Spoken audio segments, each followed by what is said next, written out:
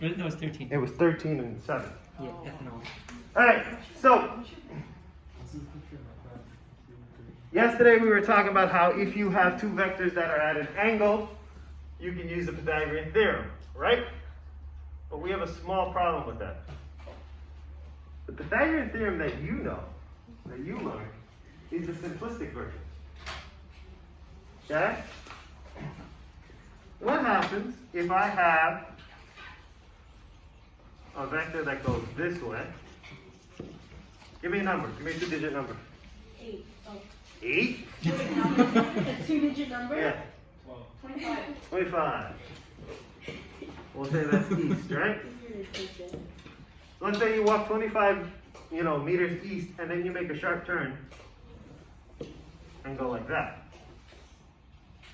Which is possible. We've all seen those streets, right? They kind of like fork off like this. I did say fork. I didn't say anything else. Okay? Now, give me a two-digit number for this. 76.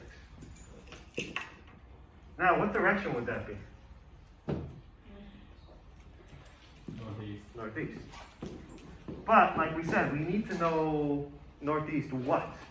Right? It's north of east is what we're talking about, correct? There's an angle here.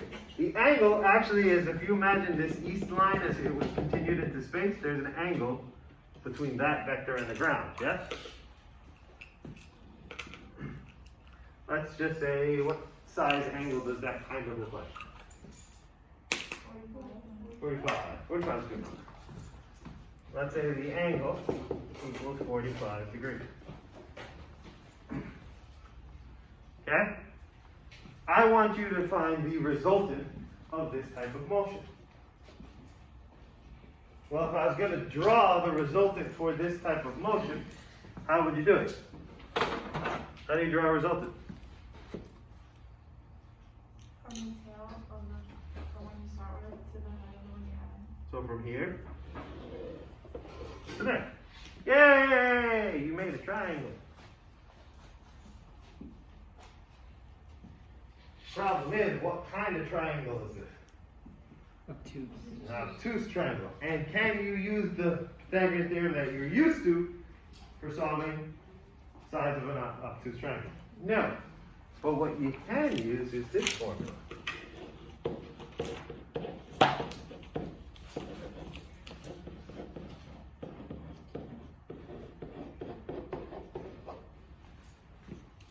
You've seen this in math before, yes? What's this called? The law of cosines. The law of cosines is actually just a more sophisticated version of the Pythagorean theorem. It's the actual Pythagorean theorem. You were just taught the version of the Pythagorean theorem when you were little. Now, here's a rule for you. When you are in this class for the rest of the year, and you are working with your calculator, which should always be on your desk from now on, please make sure that your calculator is set to degree mode. If you're in calc or pre-calc, you may have been using radians. I cannot tell you how many times I've graded a kid's test, and the math looks perfect. The answer makes absolutely no sense. And when I go back to them, I go, was your calculator in degree or radian? And they go, oh. Okay? Switch your calculator to degree mode. Make sure your calculator is in degree mode. What are you using, a slider rule? Absolutely. You know you legally can't use that on the Regents, right? I could use it on the AP test legally. I don't think you can use it. I will check, but I don't think you can No, I use checked the rules. You can. I have to check for my own test. Did you use last year like we got? No, I used Slide my rule. TI 30. Okay, This so was from 1948 though. yeah, that's how. Listen, that was good enough to figure out how to get us to the moon. This So one was it used by works. myself. It works. It's just you have to know how to use it. All right. So if we look at this picture, the a squared is what? The a is what number? 25. All right. Now make sure we put in the unit. Make sure we put in the direction. The other thing is, one of the biggest problems that I've always seen with physics kids is that you'll write a formula down, particularly if it has a square in it, and when you start substituting the values in, the square goes bye-bye. Okay? You got to make sure you do it. Now, before we start doing the math, I actually want to talk about something. Get rid of that. The single most important thing in this class that's going to get you by is organization. And I say this as probably one of the most disorganized people you will ever meet. Okay? I'm not a neat freak. That's my wife's job. She's the clean, put stuff in boxes and label them, and everything in my house has labels, and she's great, she's wonderful. And if I didn't have her, I'd probably live in filth and squalor. Right? But when it comes to doing physics, I am organized. And the reason why is, as we see in a formula like this, it's starting to get crazy with the amount of stuff that we're talking about. So, before you do any sort of equation in this class, I want you, if you're using a notebook, you can use the margin on the side, okay? Which you never use for anything anyway. Just got that red line and the holes in it, so you can use that space. I want you to create keys. Or your chem teacher may have called it a given list. I want you to list out. Why? Because the big problem with physics is you're going to get to word problems. And there's going to be a ton of crap in that word problem, and it sucks. If you wanted to read, you'd be in English or social studies. You don't want to read here. You want to get to the damn answer and get the math. How do you do that? Pull the information out of the word problem, write it down in the key, and you never have to look at the word problem again.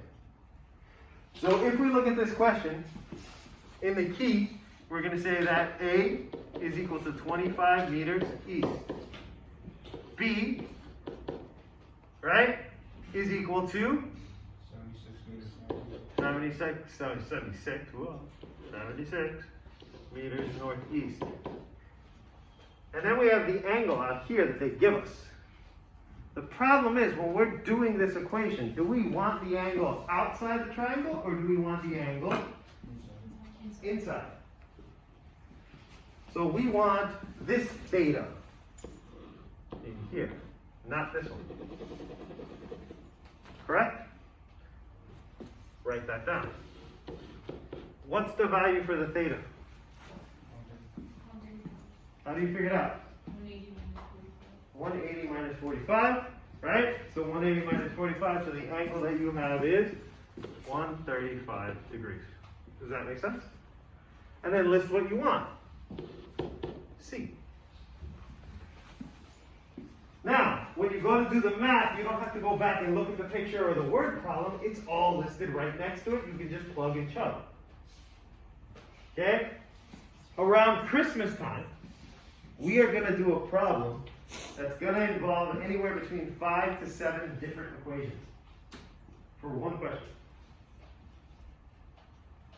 If you make the key correctly, you fly through the question. If you don't make the key correctly, you have to keep looking back, and you end up wasting time. And imagine on a test, those seconds can be precious. So, if we look back at this one, okay, A, boom, we can chug it in there. 25 meters east squared. Plus B, 76 meters northeast.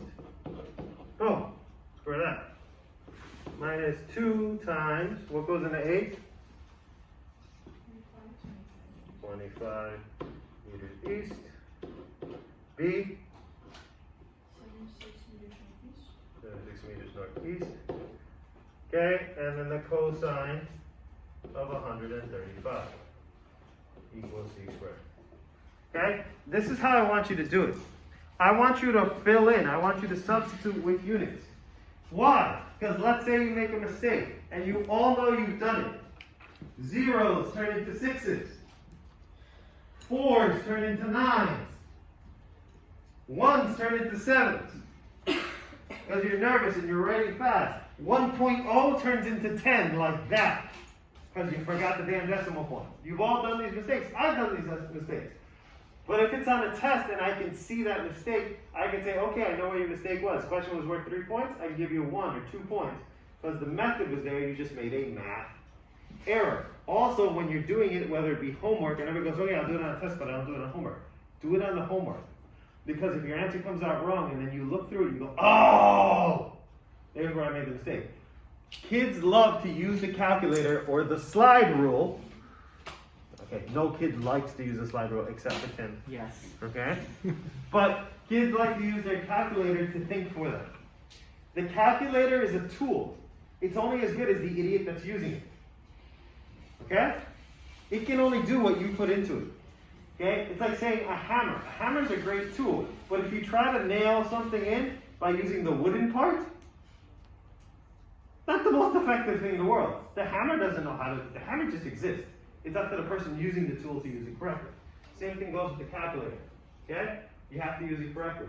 But if you put all the math in there and never write anything down, and when you go to the next question, guess what? You zero it all out, it's gone.